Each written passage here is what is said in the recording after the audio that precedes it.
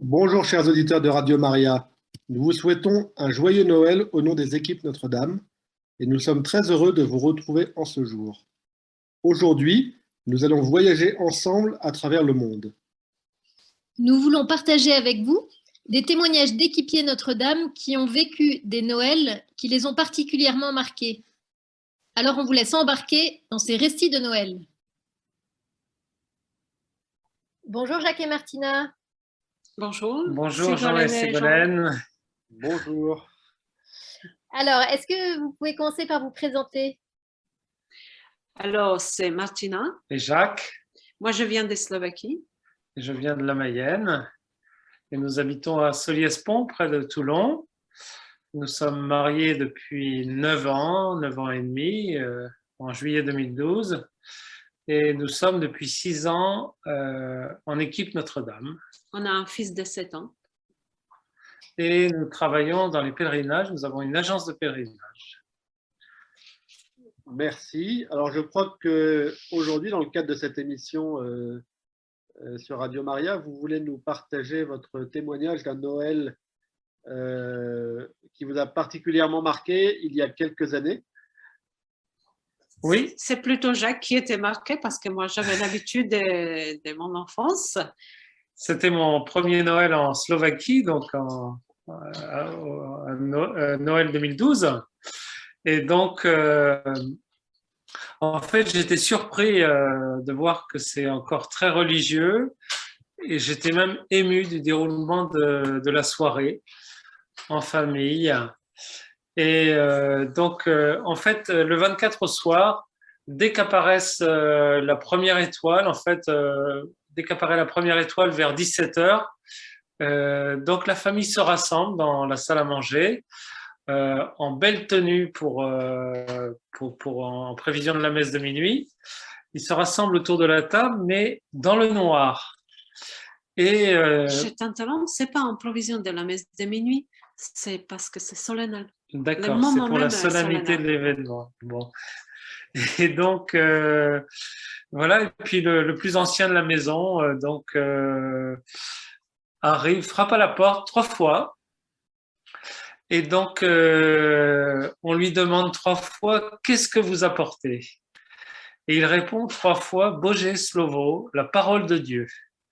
Et puis ensuite, il entre avec un panier garni et une lumière qui vient de Bethléem, donc dans une bougie un petit peu à moitié fermée, là, comme vous voyez. Donc, c'est vraiment, ça part de Bethléem, courant décembre, et ça s'est transmis de ville en ville. Ça passe par le train, par les scouts, en fait. Hein. Voilà, pour arriver jusque dans tous les villages de Slovaquie. Et donc, il dit, avec cette lumière, je vous annonce la naissance de Jésus. Et puis ensuite, il lit l'évangile de la naissance de Jésus dans Saint Luc. Après suit la petite prière des chants de Noël. Et ensuite, il y a le partage des oblates. Oblates, c'est un peu comme des hosties, mais en grande forme, joliment décorées. On a des moules pour ça. Oui, c'est fabriqué à la maison, en fait, les oblates. Fabriqué à la maison. Ouais. On peut aujourd'hui déjà aussi acheter, mais la tradition fait que les gens fabriquent eux-mêmes. D'accord. Ils ont des genres de presse pour fabriquer ces grandes hosties. Là. Ces oblates sont... C'est toujours à la lumière de la bougie qu'on mange les oblates avec du miel, beurre, des noix, de l'ail aussi. De l'ail. Oui. Ensuite, on partage le contenu des paniers garnis. Dans le temps ancien, c'était vraiment la récolte de l'année, qui étaient des noix, des pommes, je ne sais pas quoi. Mais aujourd'hui, c'est des fruits et des noix qu'on trouve dans les magasins. Et il en est même donné avant aux animaux. Oui, c'est encore ma grand-mère, je me souviens qu'elle, avant de se mettre à table, elle est allée dans les tables pour donner un peu de ce panier garni, aussi des oblates aux animaux, parce que cette soirée, on l'appelle soirée d'abondance. Donc, pour que chacun puisse participer à cette soirée d'abondance. Donc, Parce ça, que la naissance de Jésus, c'est l'abondance, le don total. D'accord. Oui, ensuite on allume la lumière, donc soit la lumière de la pièce, soit plein de bougies. Et on va dîner donc avec du poisson, puisque c'est vraiment le repas de Noël, c'est le poisson qui est le symbole des chrétiens. Et puis ensuite on partage plein de biscuits faits maison, comme ça se fait en Alsace, ou des biscuits décorés là, ou dans les pays de l'Est ou en Allemagne, et des boissons. Et puis, tu prends le relais pour me Il rappeler. faut Ouais. surtout rajouter que chez nous, on ne décore pas la maison pour Noël avant, par exemple, nous on mettait le sapin le 24, le matin. Ah oui. Donc, l'avant, c'est vraiment sobriété. Il y a les courants de l'avant avec 4 bougies, c'est tout. Et le reste, on fait vraiment tout juste avant Noël. Donc, mais aussi un peu au niveau repas, c'est sobre. Même le jour même, on a jeûné. On n'a pas mangé toute la journée. Ah oui. Donc, c'est vraiment, on attend. C'est pour ça que le repas est vers 17h. Et ensuite, donc, on sort avec les enfants, les petits-enfants, pour voir si le petit Jésus, l'enfant Jésus, va apporter les cadeaux. Alors, on regarde dehors les étoiles, on regarde la cheminée, Oui, on cherche partout. Et puis ensuite, on fait rentrer les enfants et il y a plein de cadeaux au pied du sapin. Donc, C'est voilà, l'émerveillement. Oui. ouais, c'est la fête. C'est le moment de partager les cadeaux, déballer chacun ses cadeaux. Et ensuite, moi, quand j'étais petite, on allait chanter chez les voisins. Dans plein de voisins, hein, vraiment, on a sonné à tous les portes, on a chanté les chants de Noël. Et ensuite, on a apporté des vœux, meilleurs vœux pour Noël. Et aussi, annonce de la naissance de Jésus. On a reçu des friandises, de l'argent, des petites pièces. Aujourd'hui, c'est un peu différent parce que le monde change. Les enfants ne sortent pas les soirs tout seuls, comme nous de mon époque. Mais dans ma famille, nous, on va chanter chez les frères et sœurs, dans les familles de mes frères et sœurs, chez ma maman. C'est presque un pèlerinage parce qu'on... Déjà, vous êtes 9 enfants, donc Ah oui, ça fait une effectivement. visite. Et puis, oui, voilà, donc c'est impressionnant parce qu'on frappe à la porte. Est-ce que la porte reste ouverte? Est ouverte, oui. Non, elle n'est pas ouverte. Non, la porte est fermée et on chante un chant de Noël. Et ensuite, il nous ouvre, c'est ça? Que je me souvienne. Oui, tu te souviens bien, ouais. Et ensuite, il nous ouvre, et puis embrassade, tout ça, c'était avant le Covid, bien sûr. Et donc, et puis on partage toujours les fameux biscuits de Noël, et puis des boissons chaudes, etc. Alcool fort.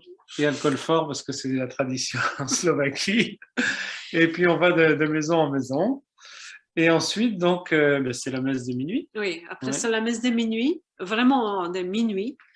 À minuit. Où presque tout le monde participe, sauf les petits-enfants. Mais les enfants en primaire, ils participent déjà. À partir de 7 ans, oui. Ouais. Voilà, et puis donc le soir de Noël se termine comme ça, et puis ça continue encore après toute l'octave de Noël. Donc c'est des visites les uns chez les autres, des repas, on a le temps, on prend le temps, ouais. on est là les uns les autres. Toujours les biscuits partagés, les fameux biscuits de Noël. Voilà, donc j'ai trouvé ça émouvant la soirée, et on va faire ça, on va faire ça chaque année maintenant à la maison. Et voilà, cette belle tradition de Noël où on lit, parce que notre fils grandit maintenant, donc il peut entrer un peu dans cette compréhension. Voilà, même si on n'a pas la neige à Toulon, en Slovaquie, c'est tellement beau avec la neige. Mais voilà. Eh ben, merci de nous avoir partagé ce beau témoignage. Oui, ces belles traditions de Noël en Slovaquie qui nous ont permis de voyager un peu avec vous. Et alors, Noël, c'est habituellement le moment de rendre grâce pour l'année écoulée. Je ne sais pas si vous souhaitez rendre grâce pour quelque chose en particulier pour cette année 2021 qui se termine. Alors, rendre grâce, on essaie de le faire chaque jour. Voilà, mais on rend grâce pour pour cette année qui s'est quand même passée bien malgré le Covid, on arrive à vivre avec. Et puis pour toutes les belles amitiés qu'on peut vivre dans l'équipe Notre-Dame, dans notre paroisse, dans nos voisinages aussi. Donc ça, pour nous, c'est une grande joie, c'est précieux en fait. Hein. Oui, on Ouais. regrette aussi pour la vie simple, la famille, la santé. Surtout spécialement pendant cette période Covid, on apprécie d'être ensemble, de savoir qu'on a quelqu'un, qu'on a une famille, d'être ensemble tout simplement. Oui. Mm. Très bien. Ben, en tout cas, on vous souhaite un joyeux Noël, Jacques et Martina. Merci à vous aussi. À vous aussi, joyeux Très Noël. Noël. Joyeux Noël aux auditeurs aussi. Au revoir. Bonjour Nicolas et Pascal. Bonjour Jean et Sigolène, joyeux Noël. Bonjour Jean et Joyeux Sigolène. Noël à vous. Alors, ben, pour commencer, est-ce que vous pouvez vous présenter? Alors, nous sommes mariés depuis 31 ans. Nous avons 4 enfants et on vit à Besançon. Nous sommes équipés Notre-Dame depuis quelques 25 années à peu près. D'accord. Alors, je crois que vous avez vécu il y a quelques années un Noël un peu particulier. Est-ce que vous pouvez du coup nous faire part de votre témoignage? Ça fait partie des très bons souvenirs qu'on aime se remettre en tête. C'était une année, on était sans tous nos enfants. On n'en avait que 2 avec nous. Du coup, on s'est dit, allez, on va partir dans une communauté religieuse, ce qui était voilà, une première. On n'avait jamais fait ça. D'habitude, Noël était plutôt soit chez les parents, soit chez les grands-parents, soit voilà. Et du coup, on est parti à Pensier en Suisse, dans la communauté du Verbe de Vie. Et on a fait plusieurs jours de retraite comme ça. Pour préparer Noël et vivre Noël en communauté. Alors, le jour de Noël, les enfants étaient occupés à préparer un sketch. Enfin, la veille de Noël, on va dire le 24, là, avant Noël. Et nous, on a décidé de faire ce qu'on a l'habitude de faire aux équipes Notre-Dame, c'est un devoir de s'asseoir. Le devoir de s'asseoir, c'est un moment très réservé pour retrouver son conjoint en présence du Seigneur et aborder toutes les choses qui nous sont qui sont importantes pour nous, et souvent c'est quand même un peu, on se projette dans l'avenir avec éventuellement quelques soucis, quelque chose à éclaircir, des choses comme ça. Et là, on a choisi, et on a été aidé pour ça, on a choisi de faire un DSA de bonheur. Donc l'idée, c'était de se rappeler sur une année entière tous les bonheurs que nous avions reçus, bien sûr l'un par l'autre. C'était quand même le premier point du DSA, c'était le bonheur que tu m'as donné, le bonheur que j'ai reçu de toi. Et voilà. Et du coup, en préparant un petit peu, on a eu vraiment un temps d'action de grâce très long, parce que des bonheurs, ça nous amène forcément à l'action de grâce au moment de Noël. Et voilà, c'était vraiment très simple comme veille de Noël. Comme on n'avait pas de nourriture à faire, on n'avait rien à préparer, on était très libre, ce qui était un beau cadeau. Du coup, voilà, on était complètement disponibles l'un à l'autre. Et on a un beau souvenir de ce DSA de bonheur. On n'a pas du tout parlé de ce qui allait pas, des projets futurs, mais uniquement de tout ce qu'on avait vécu de beau. Voilà. Un temps d'action de grâce en couple. Bon, bah, c'est un très beau témoignage. Merci beaucoup. Alors justement, pourquoi est-ce que vous voulez rendre grâce cette année? Cette année, c'est différent. Justement, on a tous nos enfants qui sont là et avec 2 petits-enfants. Donc, voilà, on est à la maison avec tout le bazar des enfants qui sont là, qui se réveillent, les chambres qui sont à faire, à organiser. Donc, c'est le contraire du Noël comme ça. Dans une communauté, on n'a rien à faire. Et c'est tout un tas de bonheur, voilà, avec le bonheur familial un peu en pétard et en bonheur.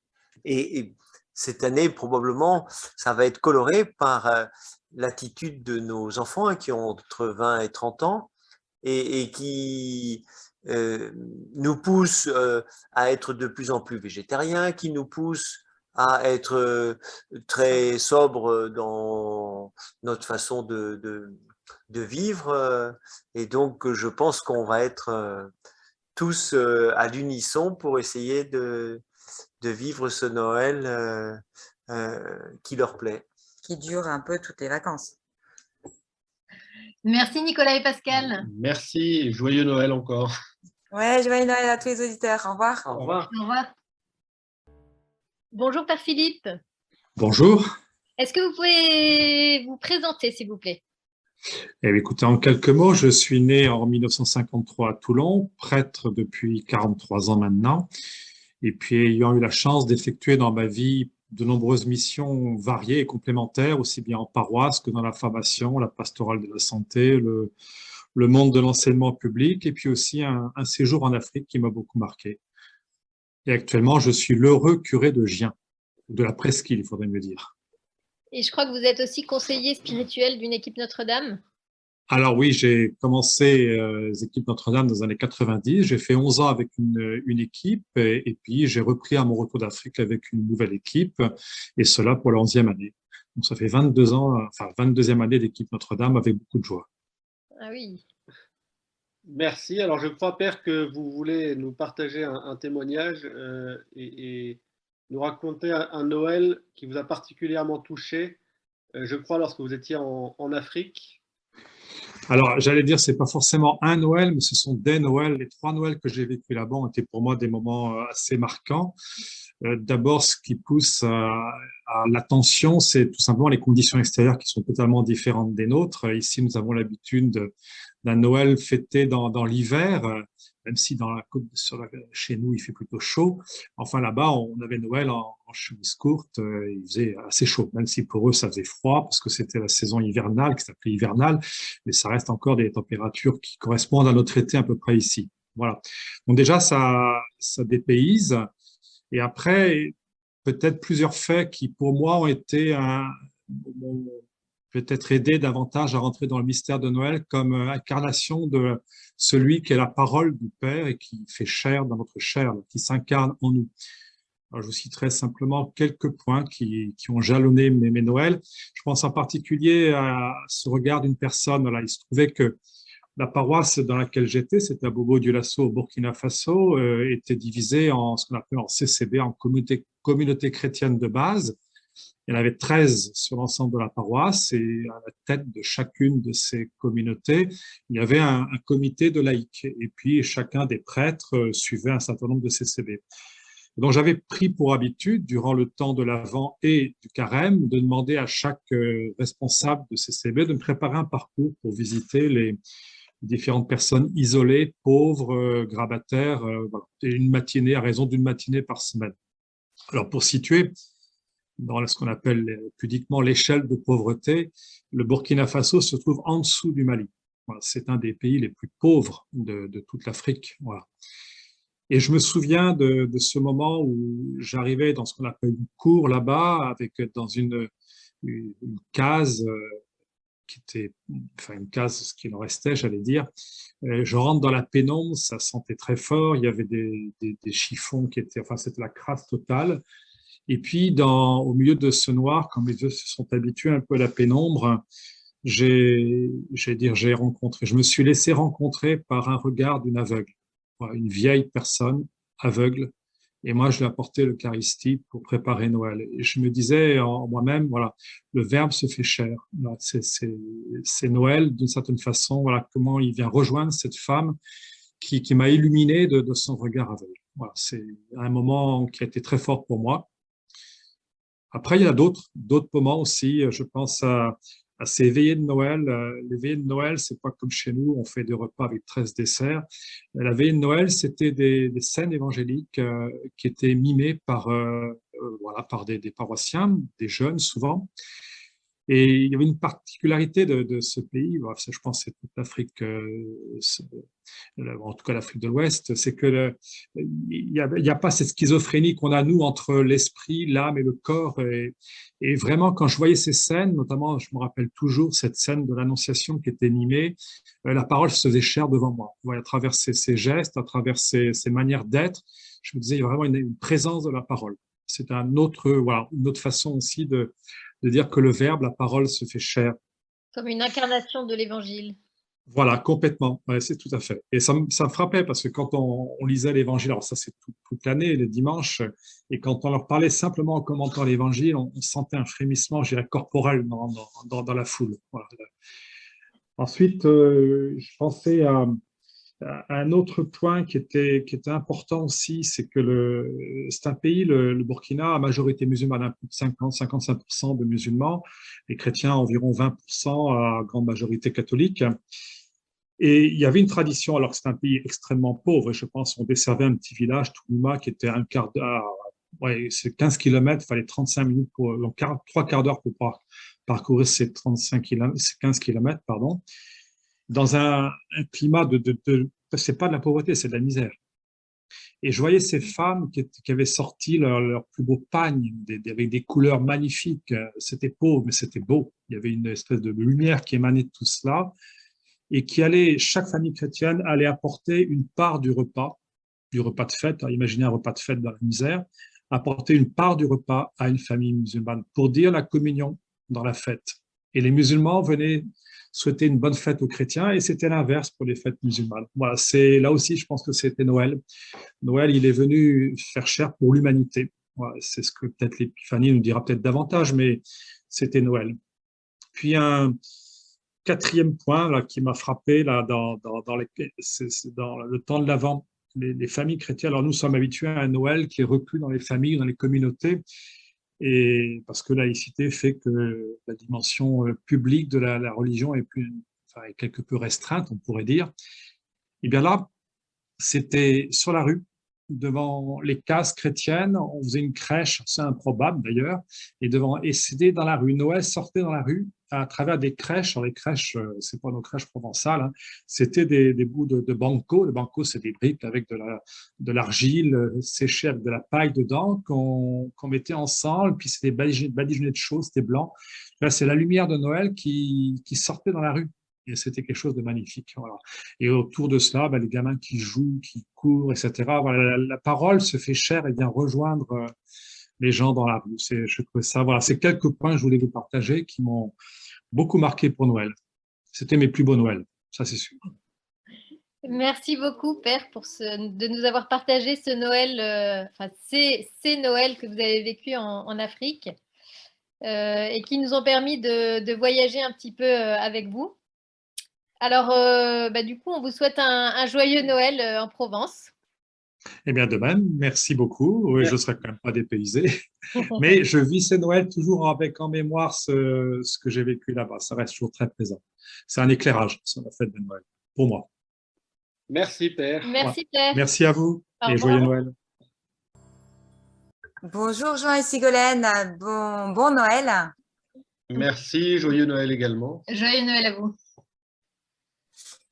Est-ce qu'on peut vous demander de vous présenter pour les auditeurs de Radio Maria?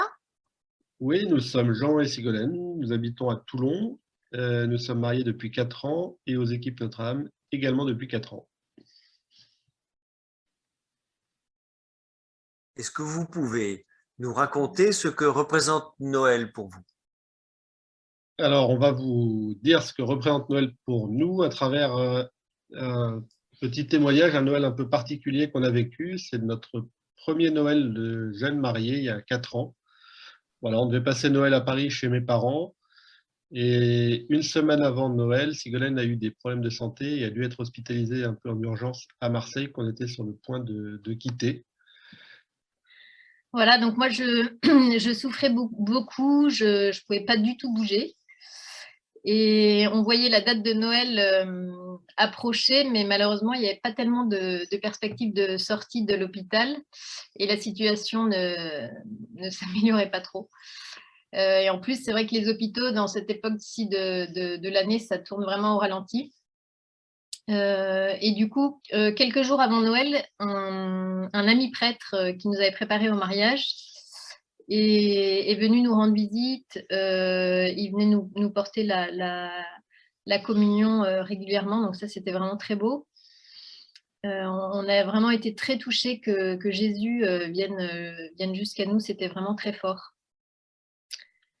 Voilà, ben, on s'apprêtait à passer Noël du coup dans la chambre d'hôpital de Sigolène. Et puis, alors moi, j'avoue que j'étais pas trop dans l'ambiance de Noël, forcément. Mais heureusement, on a réussi en fait à avoir une autorisation de sortie vraiment juste pour le jour de Noël.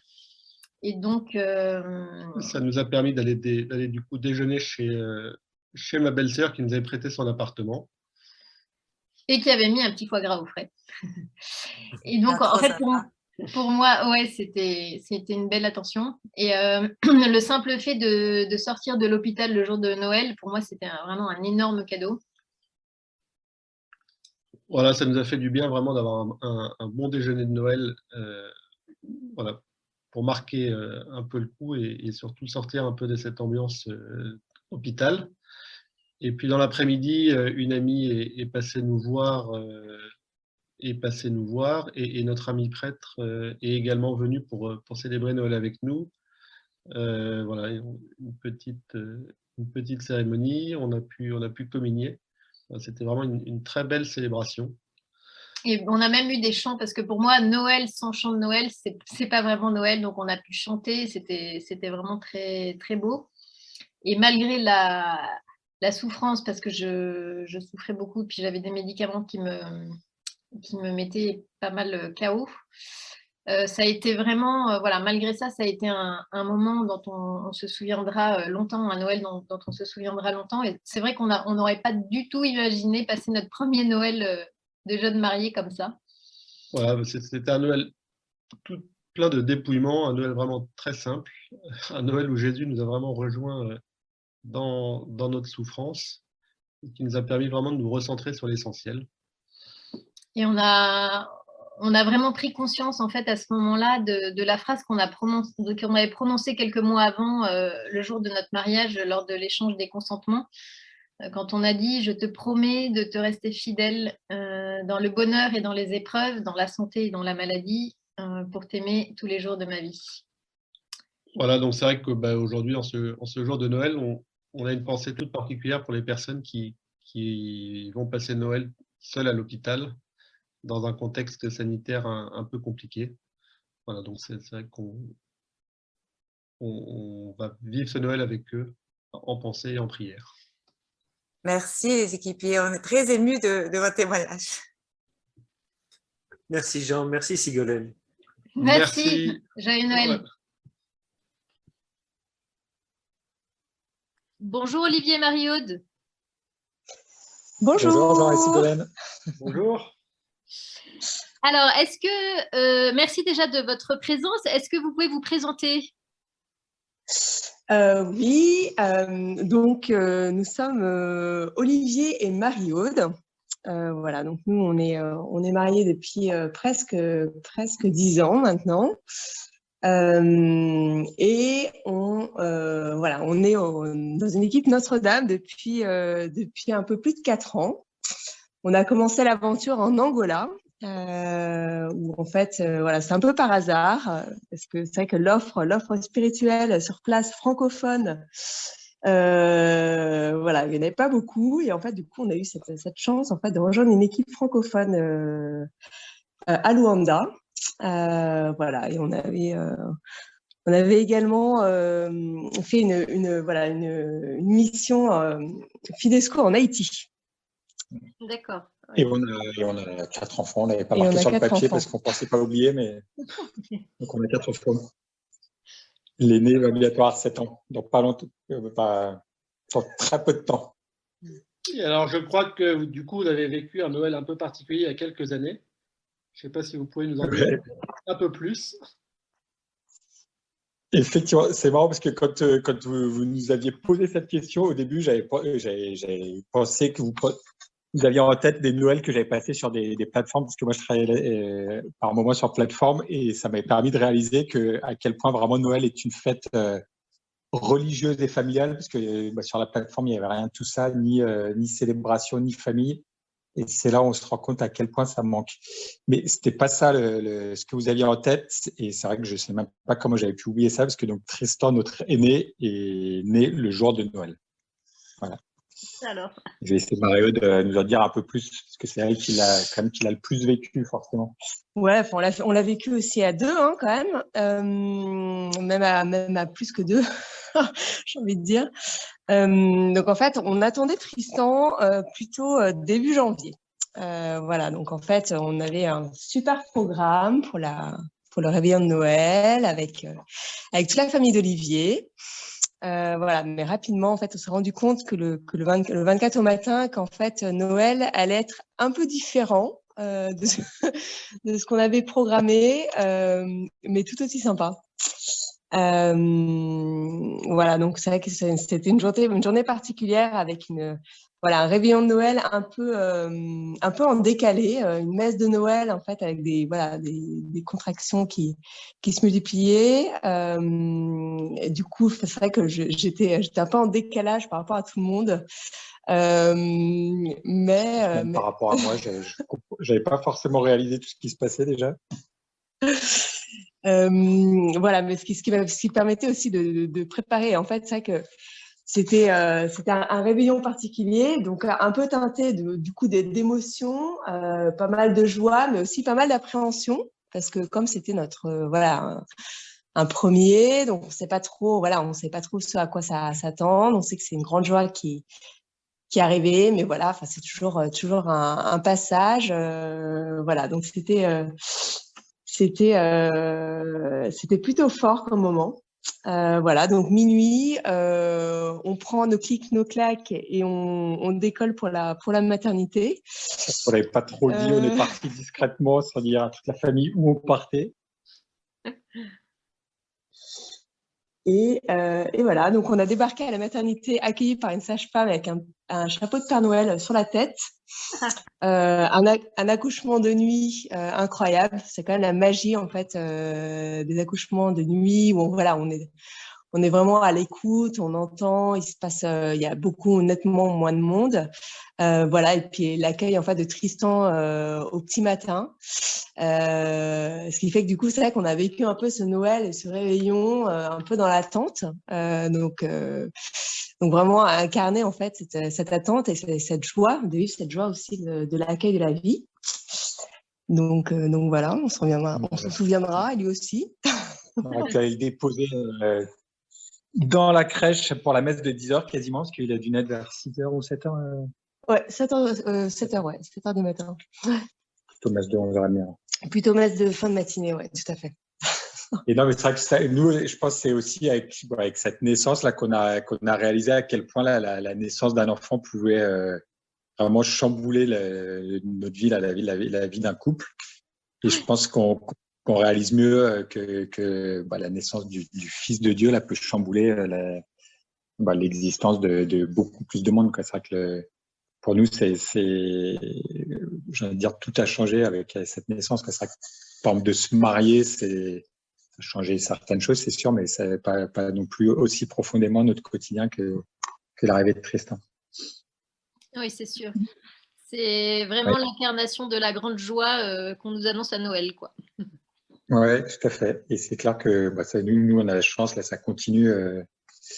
7 ans après, c'est toujours une joie vraiment au quotidien. Merci beaucoup pour ce beau témoignage.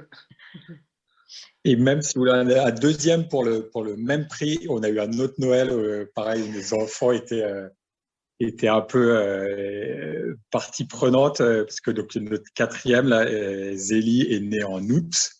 Et donc 4 mois après sa naissance, on était en Dordogne, l'endroit où s'est marié. C'était le prêtre qui nous a mariés, là, qui s'est pas à la messe et qui a vraiment un talent pour impliquer tout le monde, faire que tout le monde se sente attendu. Et donc ce jour-là, il avait organisé, c'était la messe des enfants, je sais pas, à 6h du soir, il avait organisé une crèche vivante, bien sûr. Et nous, on a été la famille avec l'enfant le plus jeune, donc Zélie, elle avait la chance, elle avait gagné le droit d'être le petit Jésus. Et vraiment, c'est marrant parce que quand on repense à cette messe, pense que tous les deux, Mario et moi, là, on a eu un fou rire au début de la messe, mais phénoménal. Je pense qu'on se souvient pas tellement de fou rire. Et là encore, je pense que c'est le signe que Noël, c'est vraiment des vraies joies, des joies profondes. Parce que la scène était quand même assez incroyable. Il y avait nos deux garçons, là, nos deux aînés, qui faisaient les moutons, qui remontaient toute l'allée centrale avec des espèces de pelotes de laine sur le dos. Bon, bref. Après, Joseph, c'était un ado qui doit avoir la douzaine, qui peut être nonchalant comme ils peuvent l'être à cet âge-là, qui était presque couché dans la paille pendant toute la messe avec une herbe dans la bouche. Et quand il s'est retrouvé avec Zélie dans son couffin qui se mettait à hurler après que Marie a accouché, il était totalement désemparé. Bon, bref, c'était vraiment une messe mais, incroyable, quand même, dont on se souvient encore quelques années après. Et c'est vrai que ouais, je pense qu'on se souvient pas de beaucoup de fou rire, mais celui-là, il est resté dans nos mémoires pour nous deux. Quoi. Donc encore un des joies profondes liées à Noël. Oh ouais. Ben, en tout cas, on vous souhaite encore des belles joies pour les Noëls qui vont suivre. Et puis, et on vous souhaite aussi un très joyeux Noël. Et un joyeux anniversaire. Ouais. Ouais, merci beaucoup. Merci, En général, Olivier. on fête d'abord Noël le matin, vraiment Noël, et l'anniversaire de Tristan plutôt en fin d'après-midi. Oui, c'est Pour ça. qu'il Pour ait aussi distinguer les deux moments, ouais. Très bien. Un grand merci. Et Ouais. à bientôt. Merci, Olivier Mariaude. Au revoir. Au revoir, Jean-Thibault. Voilà, alors notre émission touche à sa fin. Nous sommes vraiment très heureux d'avoir passé ces moments avec vous. Un grand merci à vous tous pour tous ces beaux témoignages. Nous vous souhaitons encore un très joyeux Noël.